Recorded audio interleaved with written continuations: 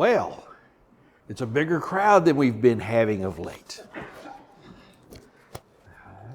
Last week was very discouraging to me, but we will take up the fight again today. We're going to go back a little bit and remind you of what we talked about last week. Last week we were talking about building your safety net, as it were, your emergency fund. And there's a reason for that. Let's go back and remind ourselves what that was. It really comes from the parable of the talents. If you read Matthew 25:14 through 30, we all know the story of the parable of the talents. And there's one guy who's got one talent that's been given to him, and he digs a hole and he buries it. And when his master returns, he says, "Why? Why?" And his response was, "I was afraid. I was afraid. I know that you gather where you've not planted, and I was afraid." And the master's response was, "You lazy servant. You lazy servant. You could have at least given it to," in some versions it says bankers, and in some cases it says money changers. And being a former banker, that was never something I wanted to be called. I never wanted to be called a money changer. But what do you think was motivating the guy? I know I said fear, but what do you think was the motivating factors for that guy to bury his talent? Something other than fear? Was he really lazy? Bob, I think, as with anything a Christian does or doesn't do, it's a heart issue. It's a matter of love for Jesus Christ. And I think if we, certainly the man understood that. He was afraid of the master because, hey, he might do something to him if he loses that money. So I think the principle of saving for a day when you may need it was what this probably should have picked up on. Maybe he just didn't know what to do with it. Maybe he didn't know what to do. Okay. Well, that's sort of what the purpose of this class has been, teaching you what you can learn to do.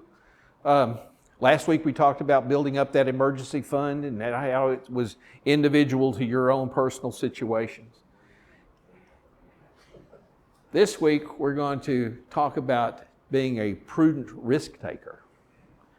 There are good risks, there are bad risks, there are risks that you don't really understand.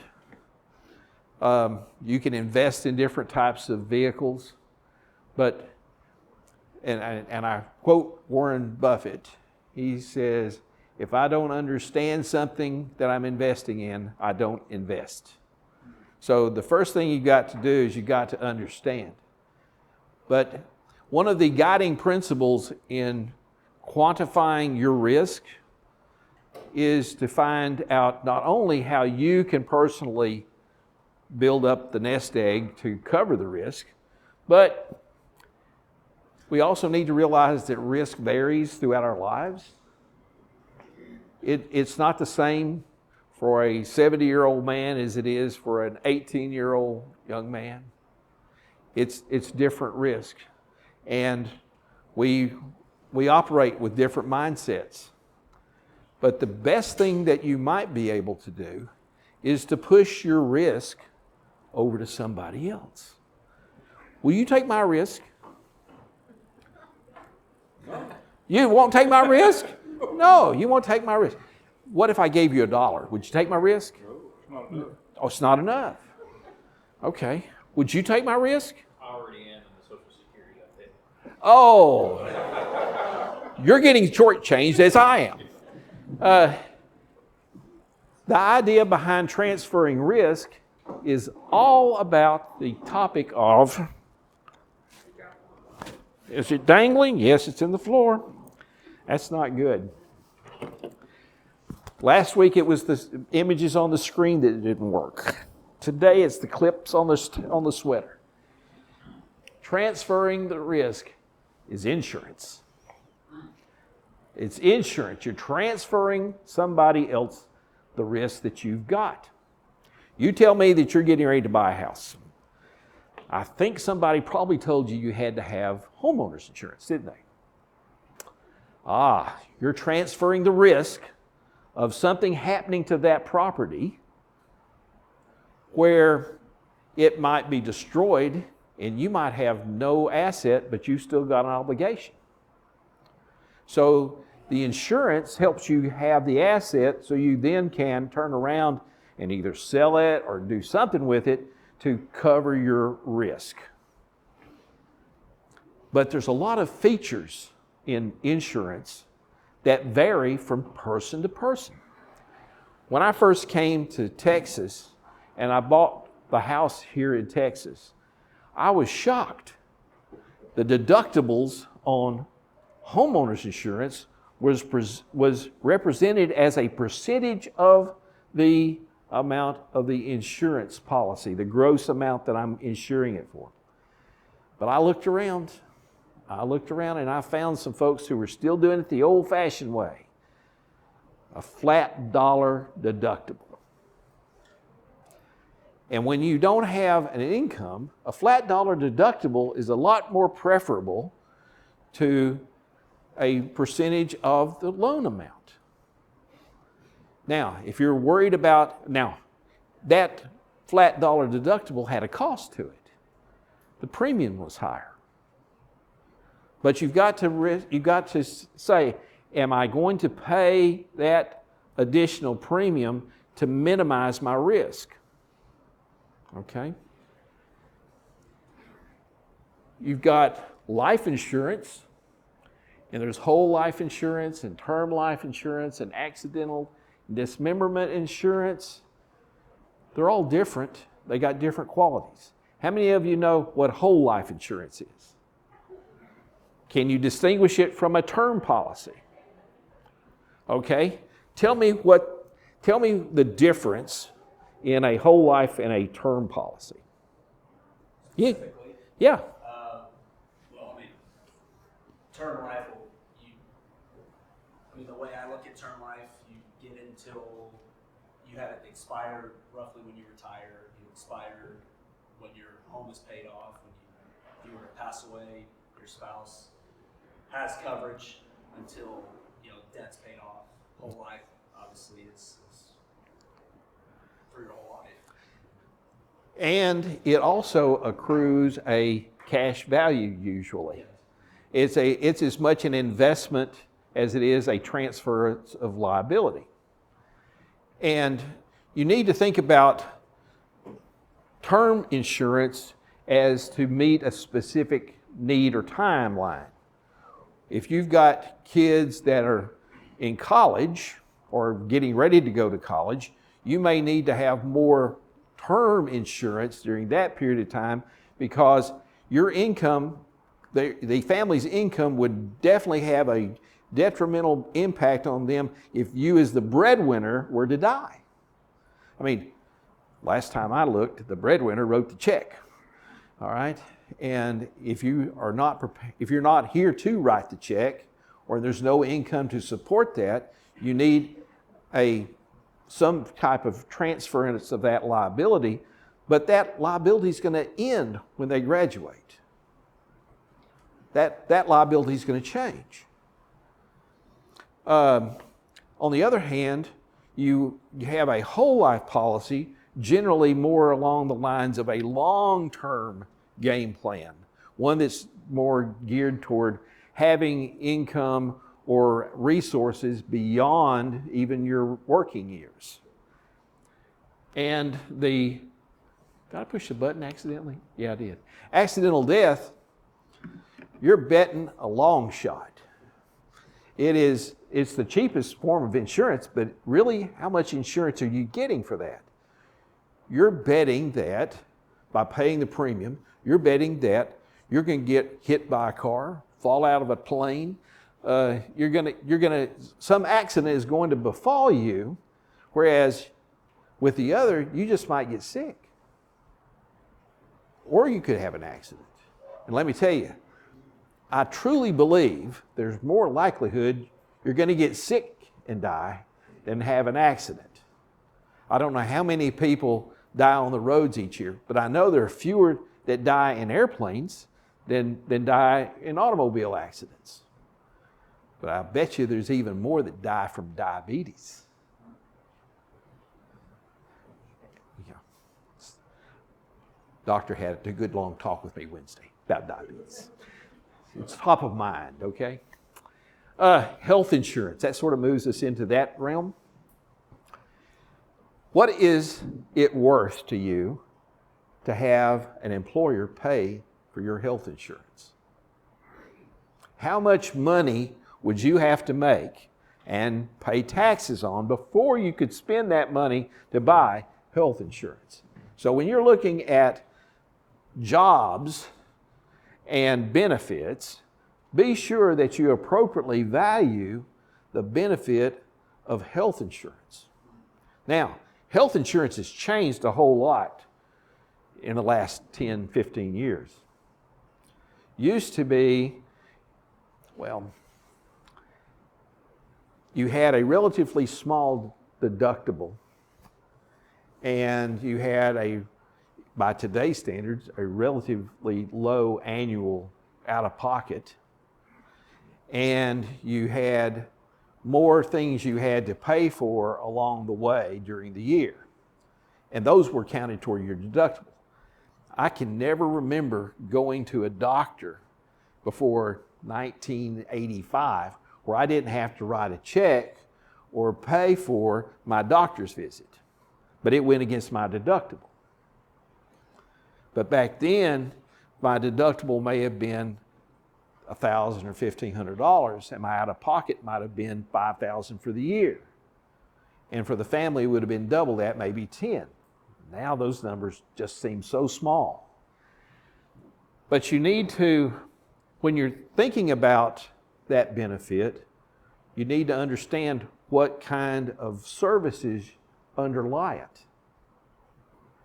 You have the plans that are called preferred provider plans that you can pick your doctor or with groups of doctors that are affiliated with their relationship with your insurance carrier versus a health maintenance organization where you just get who's on call or whoever they say the new contract is with. Those typically tend to be less expensive through the health maintenance organizations, but there's something about having a history with the person that you're talking to about your health. Pharmaceuticals, that's a hot topic these days. The prices just seem to be continuing to rise, and the premiums do as well. But we had somewhat of a respite last year. Those of us over 65, if you've got diabetes, your medicines are going to be capped out at $35 starting this year. But where do all of these different things come in? Imagine if your policy had a $1 million limitation in your major medical. That sounds like a lot of money. Maybe for 1950, it's not for 2023. What types of testing is covered? What type of, and there's lots of hoops you have to jump through, you have to learn about. So when you're negotiating with your employer, you need to look not only at the cost, but what makes up its benefit. You can't just look at it from one vantage point, and you've got to gross up that vantage point to a pre-tax number, depending on your situation. Dental insurance. Love that dental insurance, right? It's still, my policy still just has a $1,500 annual benefit. It had $1,500 30 years ago. I bet my dentist charges more today. I bet he does. And there's a lot of things it won't cover. And if it's major work, you've got a limitation that's even on that for forever.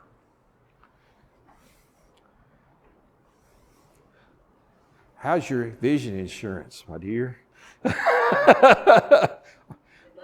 It doesn't cover that. No, I know. That's the reason I'm still wearing glasses. Exams are generally covered to a certain degree, and corrective lenses, contacts are things. But the other things that you might have to have done is generally covered to a very small extent. It's sort of like, I'm not so sure that I wouldn't save money just by taking my premium and buying my glasses. Hearing exams. I got to find out about this stuff. I can't find out. I'm having a hard time these days listening, but I've got a suspicion that there are significant limitations there. However, there are now some over-the-counter solutions, but tell me this.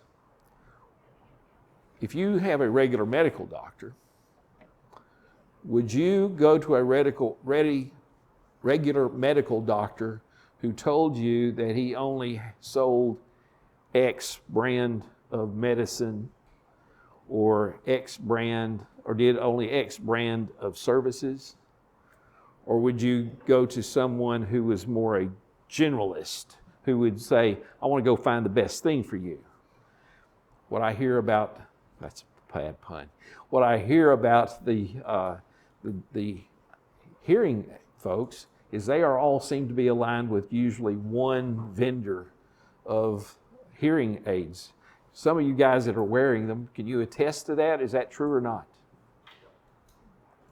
Mark, can you help me here? Yes, sir. Are they aligned with, is a doctor aligned with one vendor of The audiologist I went to, it's like selecting a car with different features. You had different options. Oh, you had different options. Well, that's good to know. I may need to talk to you later about that. I've heard, though, that there are people that just sell Beltone. I don't know. I don't know that I want to just narrow myself to one particular. What's their business model? Is their business model to give me good hearing, or is their business model to sell more expensive equipment? I just don't understand that. The one I really dislike most, automobile insurance. You know, they adjust. They say they don't, but I know they do. On my 69th birthday, which is a year or so ago, I had a premium, and nothing happened between it and my 70th birthday. No tickets, no accidents, nothing. But my insurance doubled when I turned 70. Now, I can't drive as well as I used to.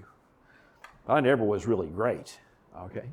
But I was no worse the day before or the day after I turned age 70.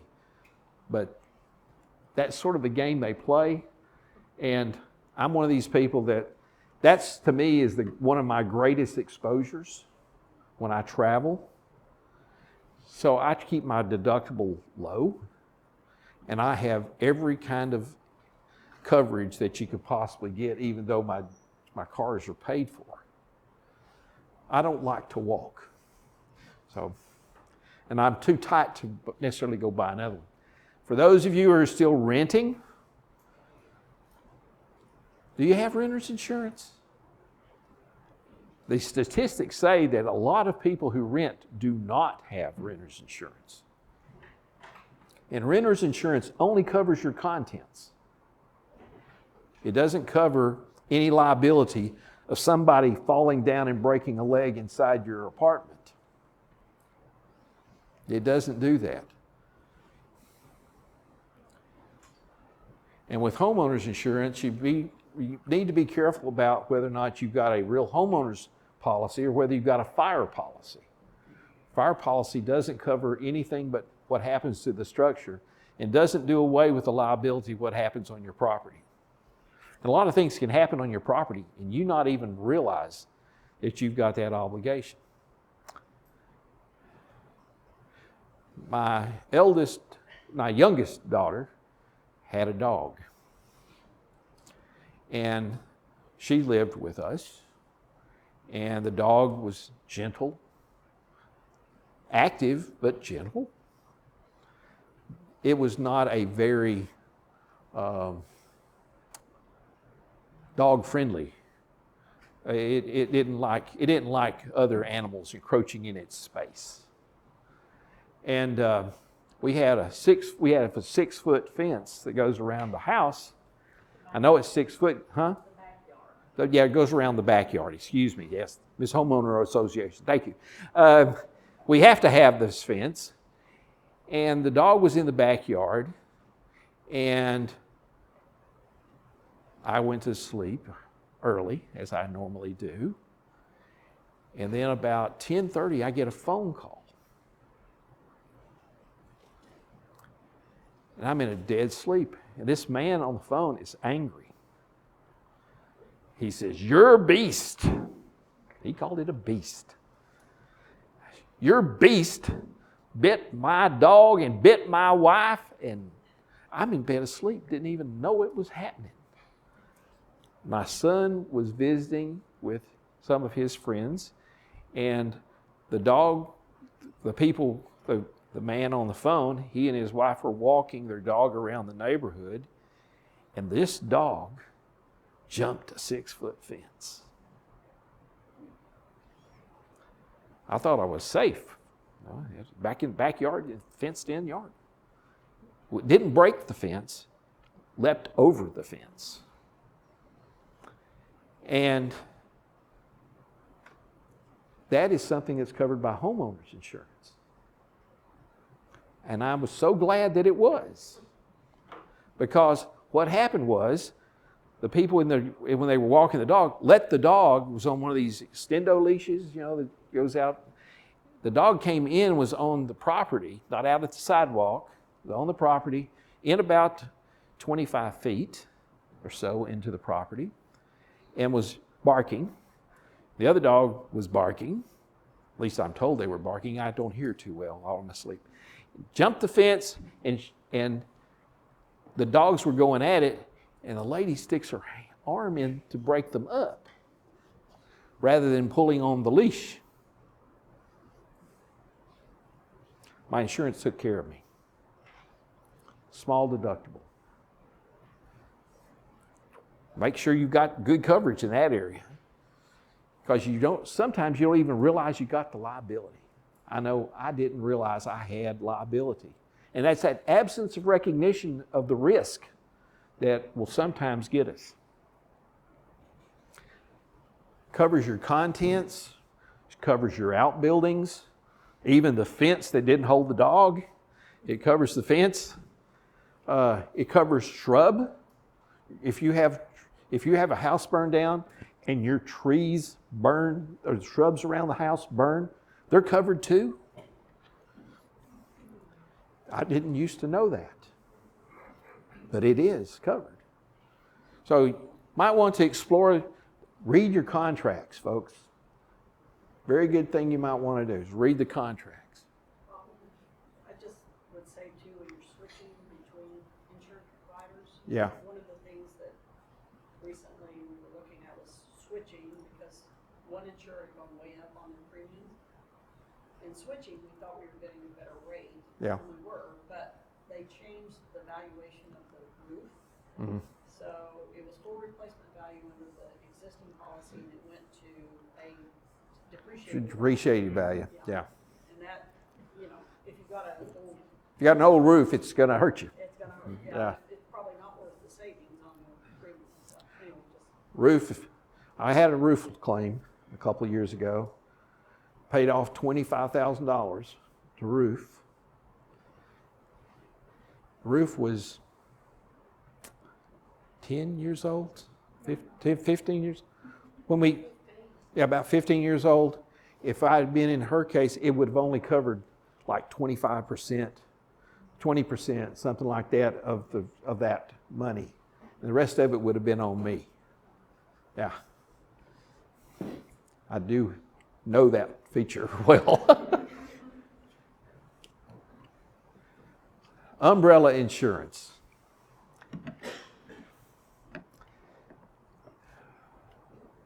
You don't know what your risks are sometimes, and you get an umbrella policy.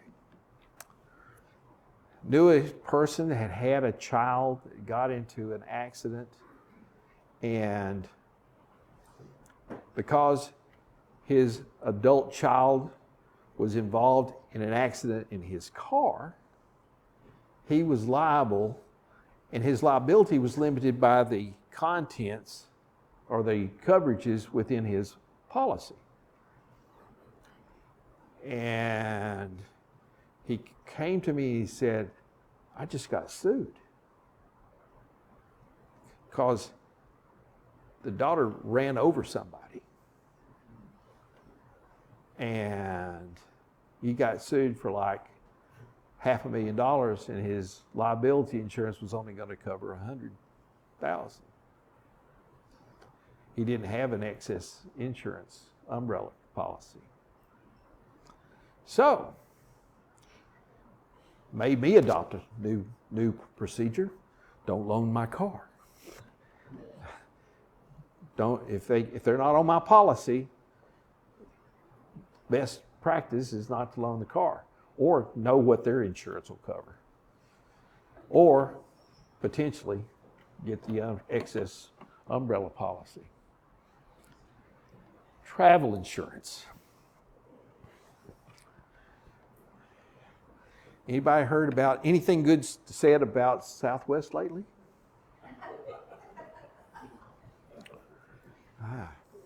My wife and I went overseas 2 times in the last, 10 years. it's within the last 10 years. You went in 2013 to Italy without me, and then we went to Germany this past year, right? Yeah, that was 2 times. We made it fine. No luggage lost, either way. Our daughter, she goes over to see her brother. Luggage lost. Goes and buys stuff to replace the stuff. The carrier's not stepping up to the plate.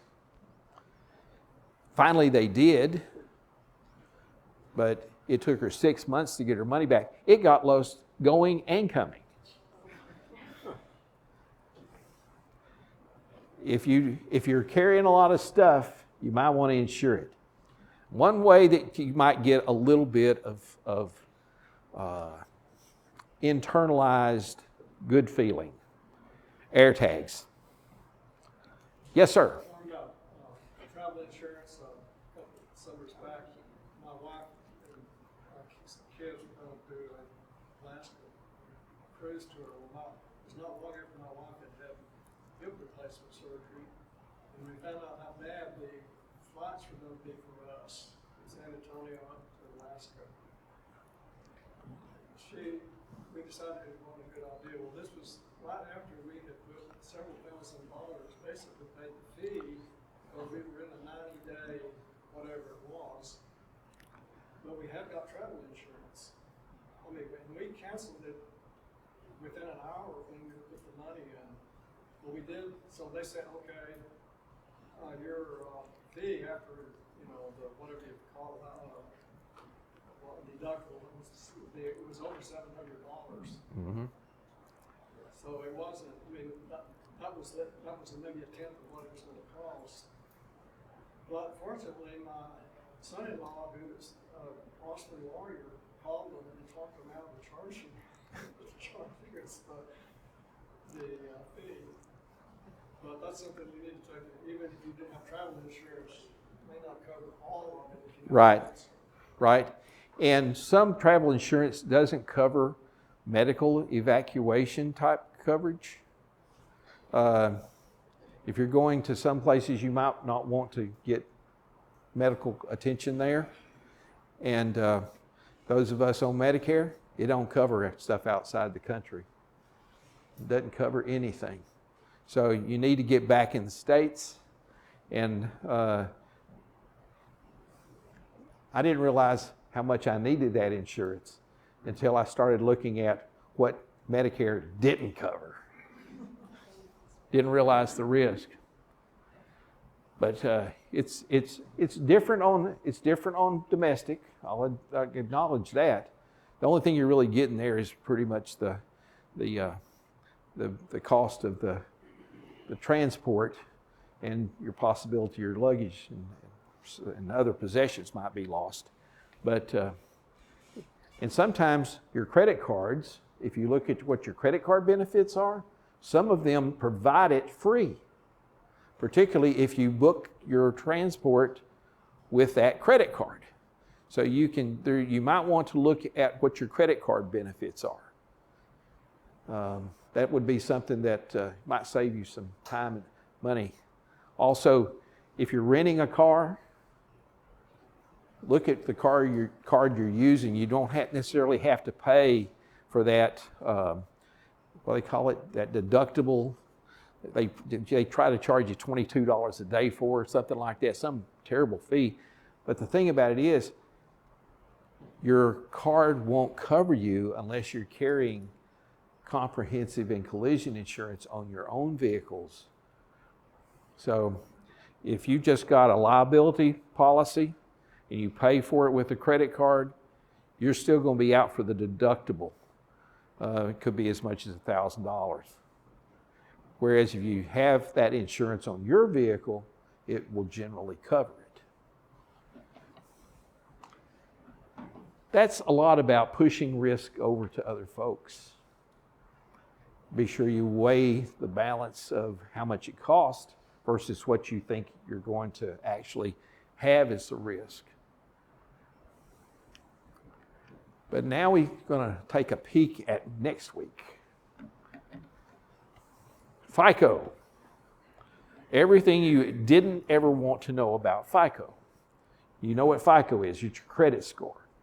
FICO is Fair Isaac's company, or it used to be that. They've adopted the name FICO now. Like FedEx used to be Federal Express, Fair Isaac and Company now is FICO. We're going to try to figure out what they are and why they're important. I can't spell. And how they're used. You may be surprised about how pervasive use of credit scores are. Not only does it come into play when you're borrowing, it comes into play when you're buying insurance. They pull a credit score. How likely are you to have more risk than you think you have? And what you can do to improve upon your FICO score. There are about 7 elements of FICO that are taken into consideration in the score. And there's a lot of things that you can do to put yourself in control of your FICO score, and that affects your rates on credit cards and home loans and car loans, insurance rates, all that good stuff. And next week, that's what we're going to be talking about. Things that you can do. We won't be meeting the week following that on the 12th. There'll be a separate class that I'm sure that the elders will talk about a bit more. But We will resume the last 2 weeks in February will be the last 2 of this. If you've not done your homework by that time, if you've not written down your expenses, the last 2 classes will be very hard for you to get much benefit from. I'm just telling you. That's where the rubber meets the road in terms of controlling expenses. We've got to do that. Yes, Todd? Hey, Bob, I just want to say, my wife's teaching a class, but we're just grateful that just for the knowledge and becoming more aware, especially of our variable expenses, which we didn't realize how much. Yeah. And then I know that we've shaved about $2,000 a year off of our budget just by looking at our cell phone, TV, and internet. Yeah. And we've actually switched to a different company. We got the same service. Yeah. But we're just grateful. I mean, that's $2,000 just looking at a little portion. Yeah. And I mean, for us, $200 a month is huge right now. But we're just grateful for the knowledge. Right. But be ready. The last 2 weeks of February, I need you to have your homework done. Otherwise, you're going to be plowing through the mud, feeling like you're wearing. Nobody's going to look at it but you. Nobody's going to look at it but you. But it will open your eyes. It really will.